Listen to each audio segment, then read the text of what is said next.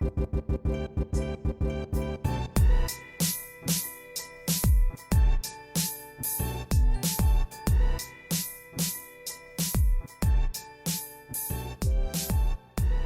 beautiful morning in the Walmart parking lot. I think we slept pretty well. I'll check with Marissa. She's actually out here working out right now.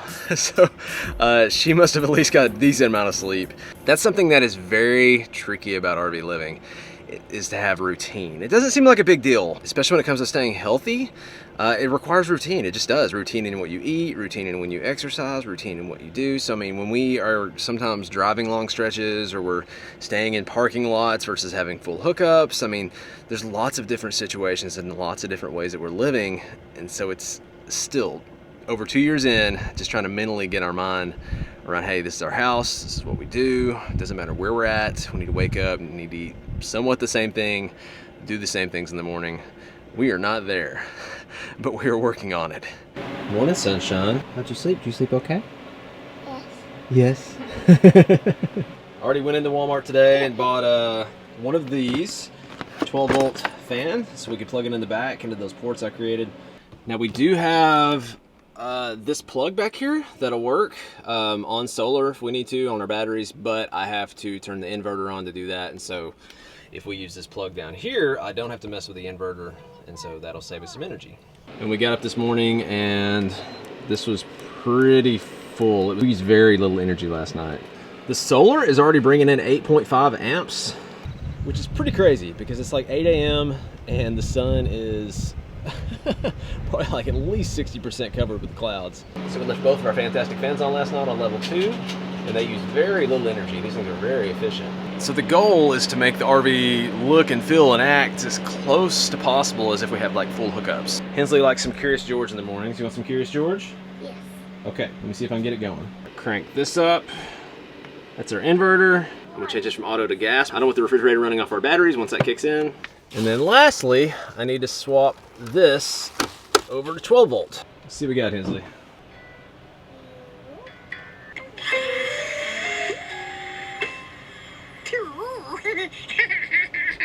Can you see George with your binoculars? Can you see him on the TV?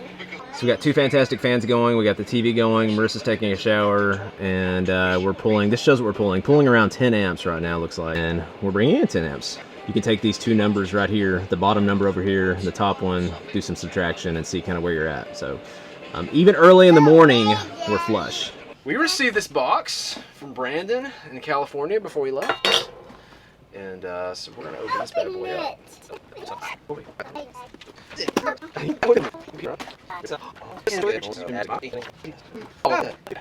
It is the Airstream, isn't that cool? Look, that's you. That is you. You would show? Look, Marissa. Oh, yeah, wow. you just saw the backside. That's Isn't that cool? you. That's you. Oh, wow. That's you. So it's got, that's us, and that's pretty cool. And then look at that on the bottom too. It's got the logo on the bottom too. Thank you, Brandon. That's me, Hensley. That is you. Airstream on the boat. Airstream on the boat. That might be something cool to do.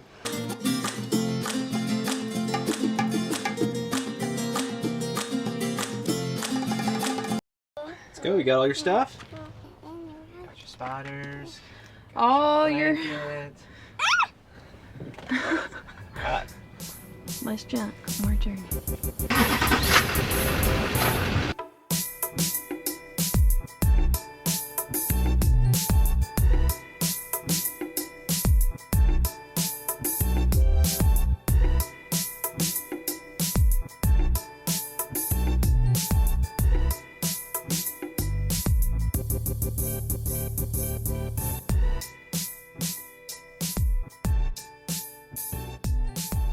So something to consider when you're traveling a lot, especially in your RV that has multiple axles, is toll roads. I mean, seems like we hit a lot as we're traveling, and it can really add up. I think just us getting into Chicago, we've spent around $23 already just to get in with our RV. So it really does add up, and something to always have on hand is some cash. It seems like And the roads are terrible. Like, terrible. We've been bouncing the whole way. I don't know how the RV hasn't fallen apart back there. Like, I've left my seat. Like, it's knocked me out of my seat numerous times. I've never ridden a bull before, but... So that's something to always have on hand, is just some extra small bills, cash, change, because we do run into a lot of tolls, and that's something even we forget sometimes, and then we're like, oh, where's our money? So we try to keep just a little change purse with that on hand, and then it also helps with laundry to have that on hand as well.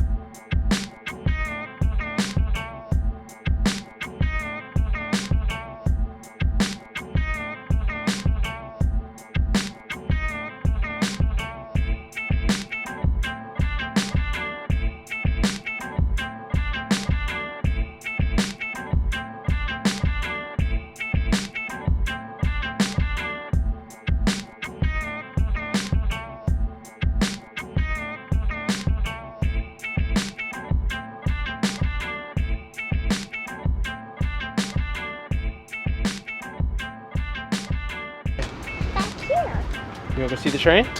It's got lots of stuff, doesn't it? I got the chick. Wow, look at that, Ashleigh. That's a big train.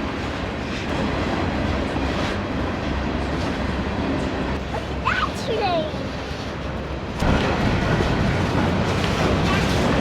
Pretty sure we're not going to be able to keep to our rule of trying to avoid train tracks close to where we're staying. There have been trains going non-stop since we got here. Lots of noises around here. Look, Hensley, we got airplanes too. We got all the noises here, don't we? Airplanes, trains, buses, semi-trucks. We are right in the middle of it. So I knew this was going to be a truck yard parking area, but just until you get here and you see and feel and experience like all the sights and sounds of the big city around you, it's pretty crazy.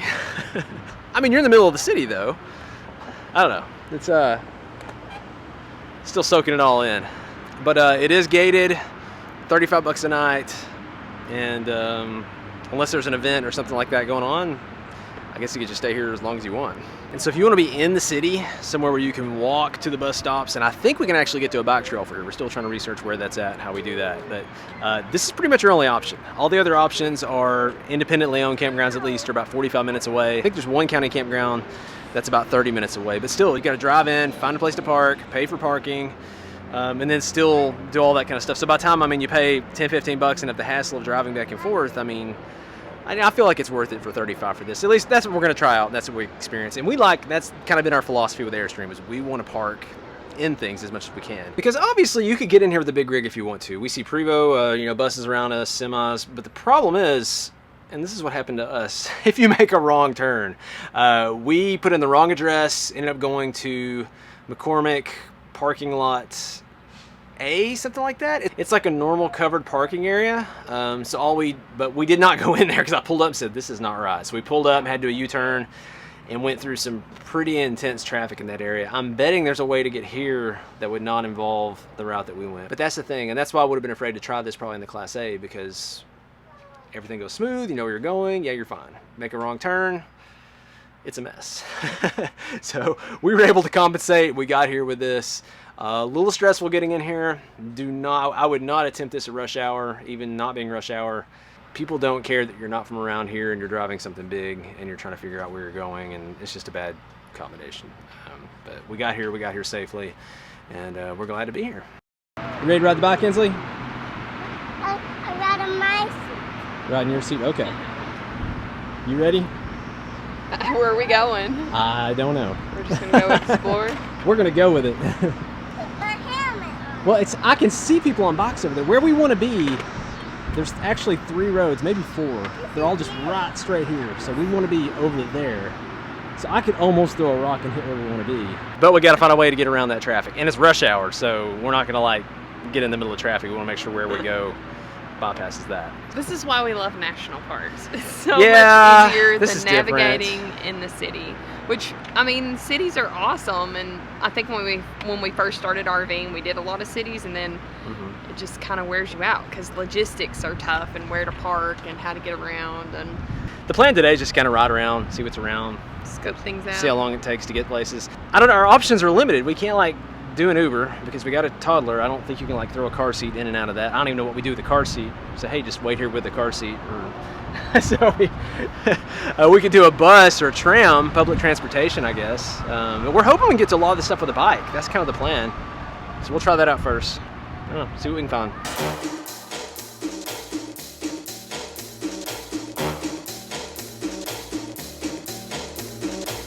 It's where the Bears play. Duh Bears. Honey, honey, honey, honey, honey, honey. Field Museum. World's largest T-Rex, right? Yeah, the world's largest T-Rex. I think they've got some like mummy tombs and things like that. So. Okay, and we'll Hensley go. is pumped. We're not gonna be able to go today. We'll go later though. And this is pretty cool because, I mean, even though where we're staying in the parking lot has zero amenities, it's blazing hot, and we're hearing like all the motorhomes around us cranking up their generators, which is another pro for a motorhome, by the way. We have our generator, but man, I don't know, getting it out, cranking it up, and worrying about securing it and all that stuff. Motorhomes definitely win this round for this kind of thing. But, you know, even though we don't have many amenities or things like that in the parking area, it's still really awesome to be right in the middle of town and just be able to get on your bike, and in 10 minutes, you're to like all this awesome stuff you can do in Chicago.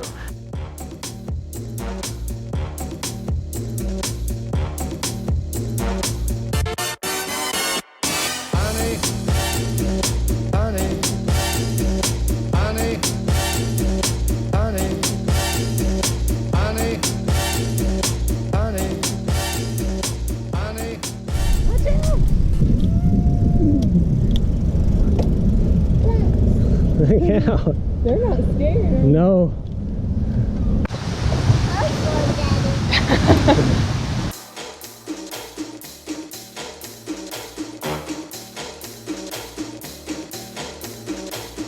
We were wrapping up our day.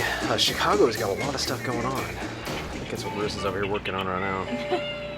It's a lot to research and figure out. That's a good thing when there's too much to do. Yeah. Well, we're going to continue to research Chicago, enjoy the beautiful city noises around us. I've promised Hensley the next time we hear the train, we're going to go over there and check it out. So we're going to call it a night, listen for the train, and we will catch you guys later.